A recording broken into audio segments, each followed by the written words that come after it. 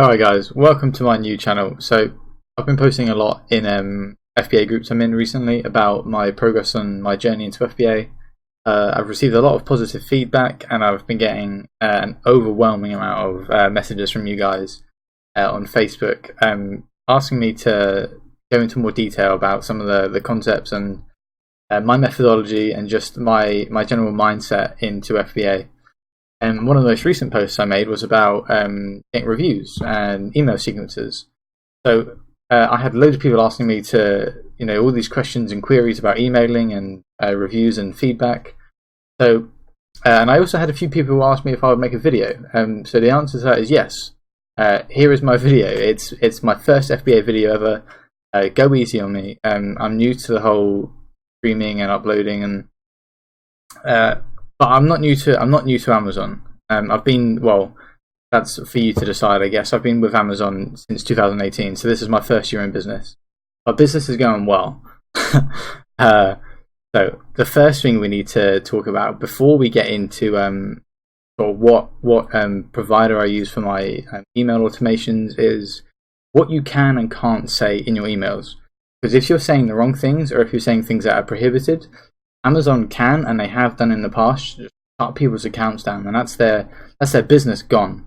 And there's a lot of bad information out on YouTube, and people will tell you to say things and do things that are completely against terms of service. And I don't want you guys to be in that pool of people that are thinking they're doing well and their business is growing, and one day they wake up from an email from Amazon saying your account's banned. We may not reply to emails. That's just their way of saying you're done and we don't care. So. Well, I'll say this first. FeedbackWhiz is who I use. So all you guys that have been asking what provider I use FeedbackWhiz. And I'll jump into sort of the inside the dashboard in a minute. But we need to discuss, and there are some really important things. And I have not seen a single video on this tab here. So we'll go into that in a minute. These are guidelines and benefits of emailing. I'm not going to go into benefits because it's fairly obvious why you would want to email someone, follow up, you get reviews, etc., etc. But guidelines for buyers. This is what you are strictly prohibited from doing. And if you do this, Amazon will F your shit up, man. I swear to you. But don't do this. So, number one, you can't have a link to any website. Even Amazon, you can't even link back to Amazon. That's how strict they are about that. You do not have any links in your emails at all. Point number one. So, point number two, you can't even link to a detail page or a storefront on Amazon. Like I was saying, you can't even direct them back to Amazon. They don't like that. Point number three, you can't contain a seller logo or display a link to the seller's website.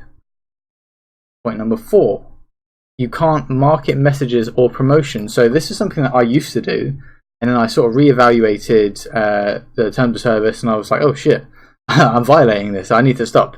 So marketing messages or promotion. So I used to some guy I've been talking to actually called me out on this, and I like people like that. I like people that call you out on not your BS because I didn't know I was doing something wrong, but I like people that aren't afraid to call you out when you're doing something wrong because they're the people that help you grow. You don't want someone that's going to mollycoddle you and say, "Oh yeah, you're doing great," when you're blatantly, like in this instance, violating terms of service.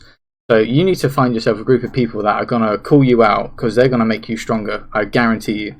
So in my case, I was offering a promotion to anyone that was a returning customer. So I would say, yada, yada, yada, thank you for your purchase. Should you return, here's a voucher, like a code you can type in, you'll get 10, 20% off. You're not allowed to do that. Amazon don't like that. Point number five. Any promotions for additional products or referrals to third-party products or promotions. So it's all fairly straightforward stuff. Here's the thing. In my email sequences, I have an ebook that I send out to every customer. Amazon, being Amazon, they can do whatever they want. So Amazon, as you see here, Amazon.co.uk reserves the right to decide what it considers inappropriate content. If we jump into this web page, emails relating to marketing communications of any kind are prohibited. Whether or not that applies to ebooks at the moment is unclear. But they could literally one day just say, you know what, yeah, we've decided, where is it? Somewhere I can't find it, somewhere on here. You know, we've just overnight we've decided sending ebooks is inappropriate and we're just going to shut you down. As of right now, that's not the case. You can send ebooks, send them as attachments. In those attachments, it's unclear what you can say to customers. So that's sort of potentially a grey area. So if you're not comfortable with sending an ebook, don't send it. If you are comfortable, maybe ever so slightly stepping into the grey a bit, into the unknown, set your ebook up.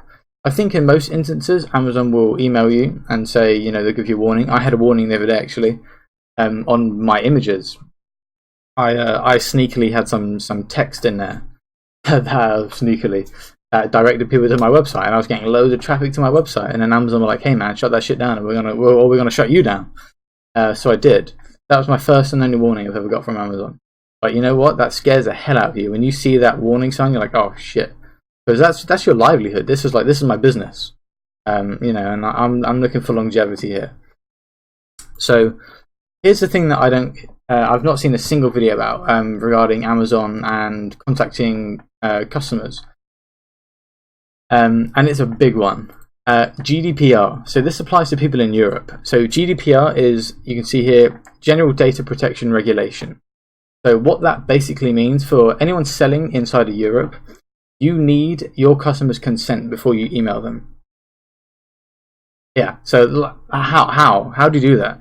So the standard protocol at the moment is that someone buys your item and then they get bombarded by emails because you've set up a sequence inside whatever service you're using, FeedbackWhiz in my case. I'm not actually allowed to do that as far as GDPR is concerned, because I need, this is why landing pages exist on websites, because you'll see on traditional landing pages it will say there'll be a checkbox with your name and your email, and then underneath there'll be a box that you have to check that says, I consent to giving you my email. And you'll see this all the time in pop-ups. I consent to giving you my email for such and such purpose. That doesn't exist in the realms of Amazon. There's no way to do that without contacting the buyer first. So be wary, because GDPR, if they come after you, they have some seriously harsh rules, and they can just destroy your business. And they've taken down big companies.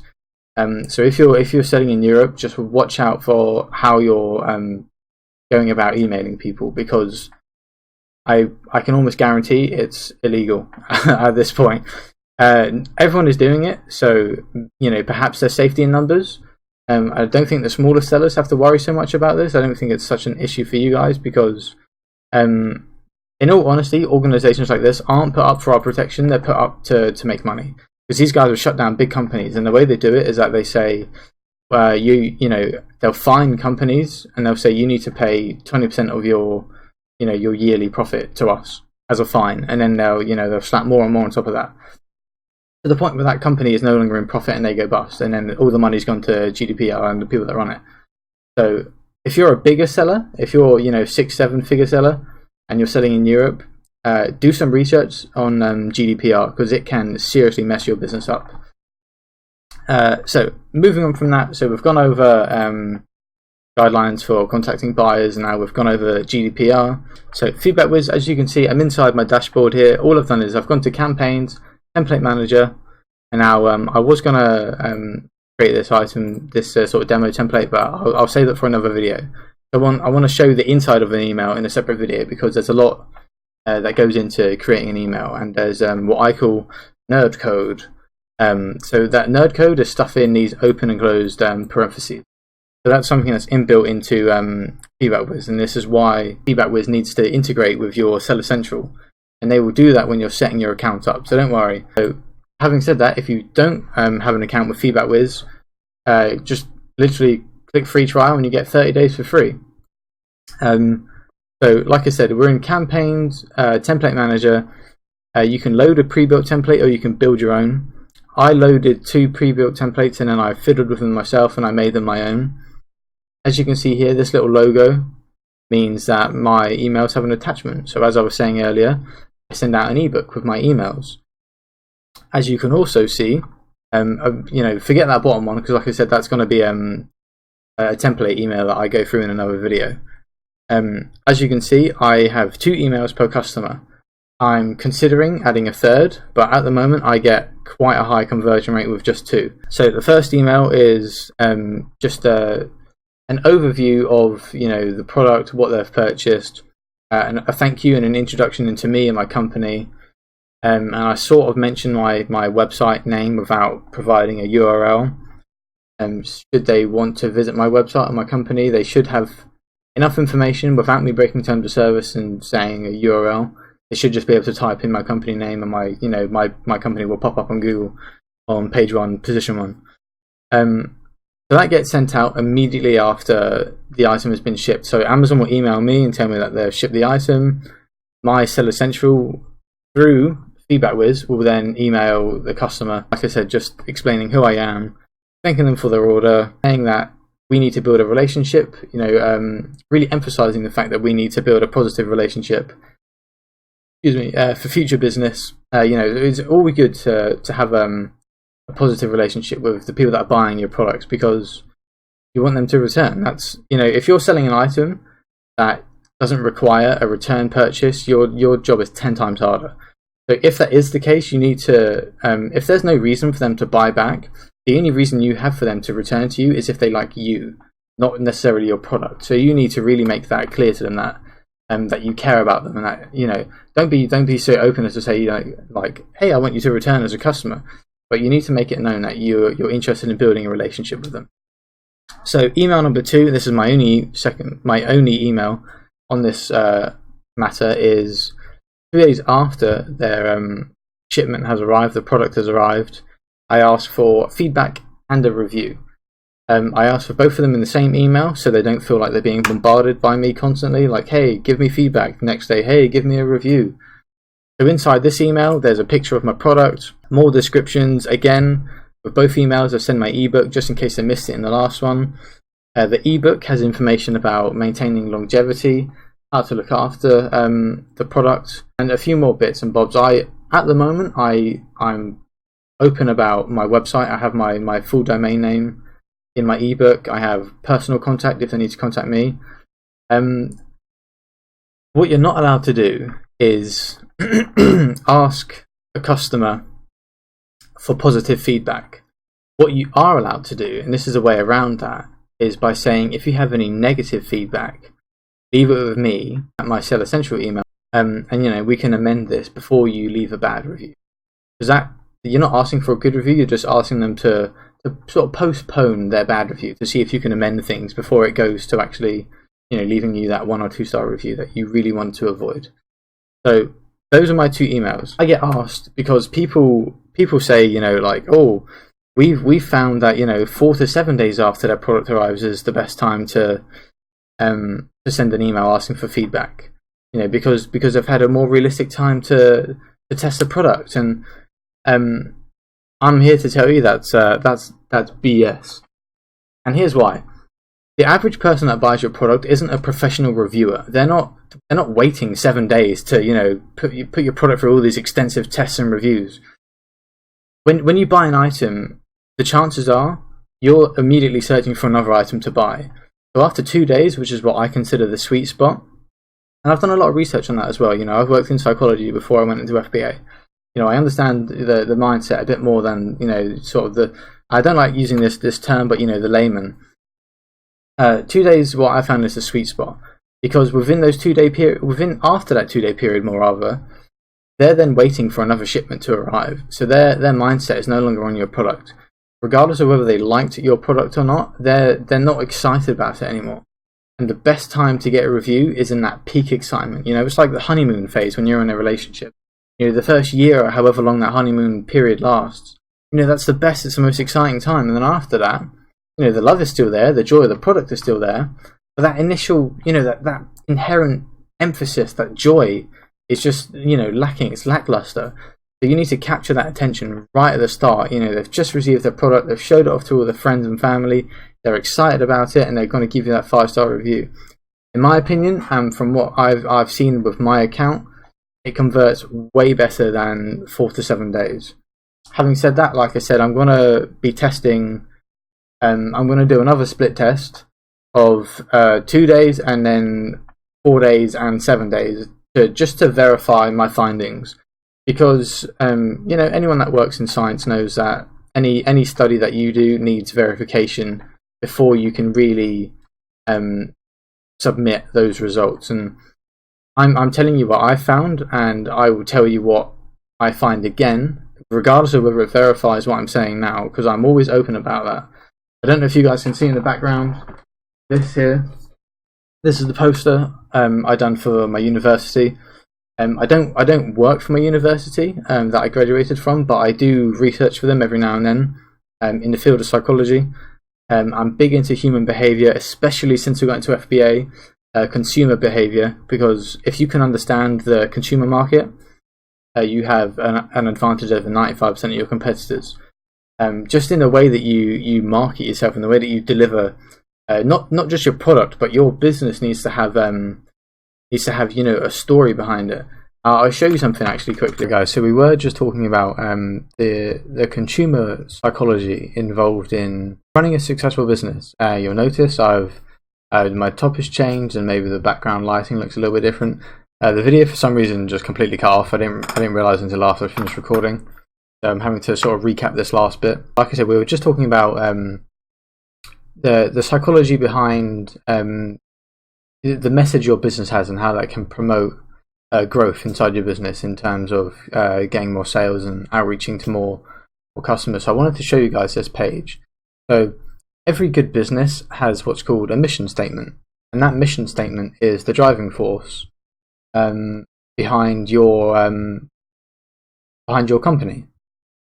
So you need to in an ideal world, you would have a mission statement for your company, or if not for your company, then for every one of your products on Amazon, depending if they're in different brands. If they're all in the same brand, then you would have one mission statement.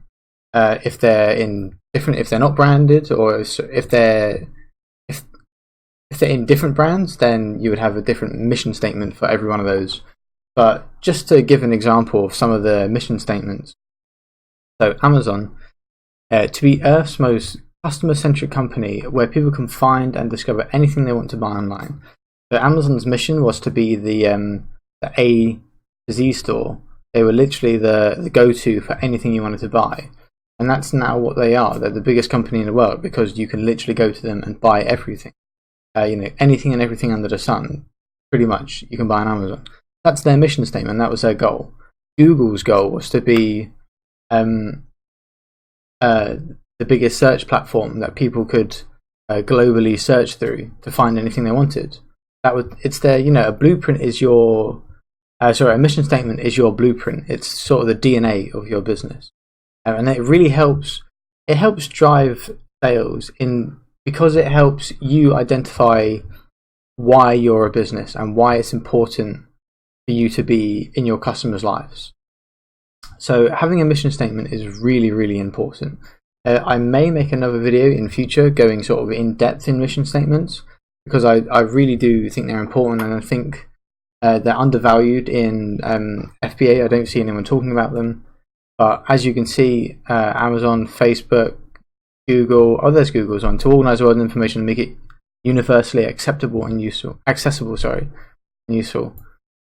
So Coca-Cola, to refresh the world, to inspire members of optimism and happiness, to create value and make a difference. Every big company, every successful company has a mission statement, and it's the driving force behind their business. It's their ethos. It's what pushes them to constantly hold this consistent value of who they are, sort of inherent blueprint. So I want you guys to have a think about what your mission statement is for your business. I know what my mission statement is. I'm into, I'm in the home and kitchen category, and the items I sell are reusable products because they help save people money. So my mission statement is, along those lines of longevity, reusability,